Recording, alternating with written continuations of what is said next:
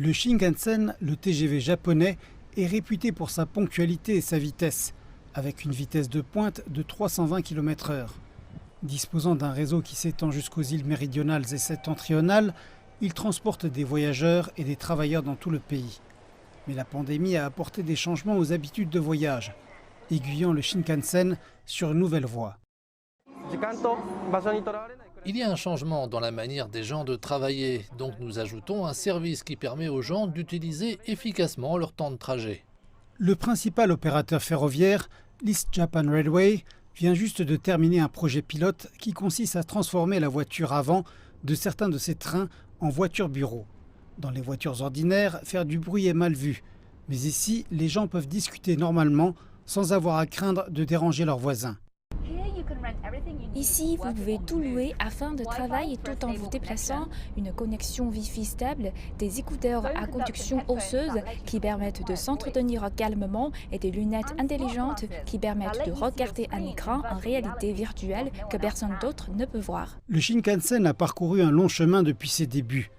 Le tout premier avait été lancé quelques jours à peine avant le lancement des JO de Tokyo de 1964, alors que le Japon commençait à se remettre de la récession économique d'après-guerre.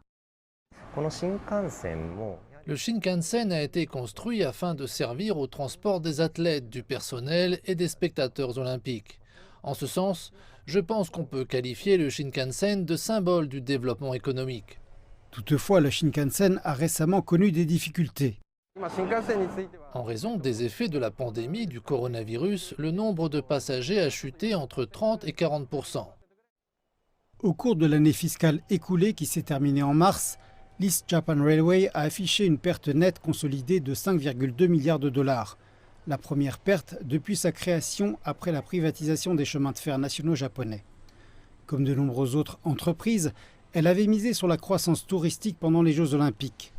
Mais ceux-ci ont été reportés d'un an et à présent, même les spectateurs nationaux sont interdits, tandis que les infections augmentent à nouveau à Tokyo. La capitale a été placée en état d'urgence jusqu'au 22 août et les habitants sont priés de s'abstenir de se déplacer.